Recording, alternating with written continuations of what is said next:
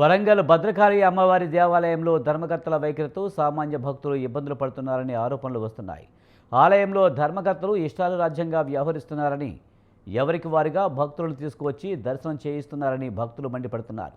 దొడ్డిదారిన దర్శనానికి రావడంతో దేవాలయ ఆదాయానికి గండిపడుతుందనే విమర్శలు వస్తున్నాయి. సర్వదర్శనం టికెట్ తీసుకుని ఆలయ ప్రాంగణంలోని క్యూ లైన్లో దాదాపు గంట పాటు వేచి చూడాల్సిన పరిస్థితి నెలకొంది. అమ్మవారి దర్శనం కోసం వచ్చిన తమపై సిబ్బంది దుర్భాషలాడుతున్నారని భక్తులు ఆగ్రహం వ్యక్తం చేస్తున్నారు.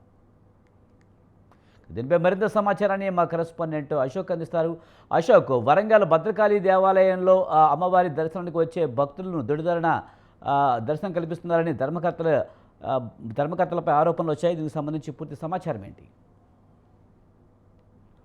ఓరగల్ శ్రీ భద్రకాళి దేవాలయంలో శాకంబరి మహోత్సవాలు వైభవంగా జరుగుతున్నాయి. ఈ రోజు 11వ రోజులు జరుగుతున్నాయి. అయితే ఇదే రోజు ఆదివారం కావడం, తొలి ఏకాదశి కావడం, ఇటు భక్తులు అధిక సంఖ్యలో ఆలయాన్ని చేరుకున్నారు. ధర్మకర్తలు మాత్రం వారి కొత్తగా వచ్చిన ధర్మకర్తలు వారి కుటుంబ సభ్యులను, వారు తెలిసిన వారిని అందరూ ఒక లైన్ లో తీసుకెళ్తున్నారు. ఇదే క్రమంలో ₹500కు ₹100 టికెట్లు తీసుకున్న సామాన్య భక్తులు మాత్రం సర్వదర్శనం తీసుకోవాలని మాత్రం చాలా ఇబ్బందులు పడుతున్నారు.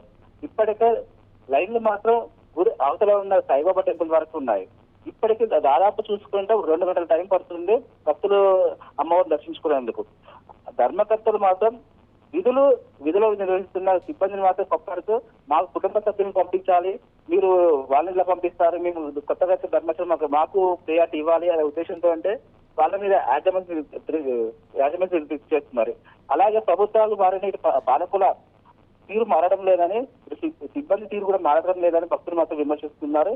కొన్నేళ్లుగా శిక్షణ వేసిన సిబ్బంది మాత్రం ఎక్కడే ఉంటే వారికి ఏమైనా ప్రయోజనం కలిగే భక్తులను మాత్రం ప్రత్యేక దర్శనంగా తీసుకెళ్తున్నారు.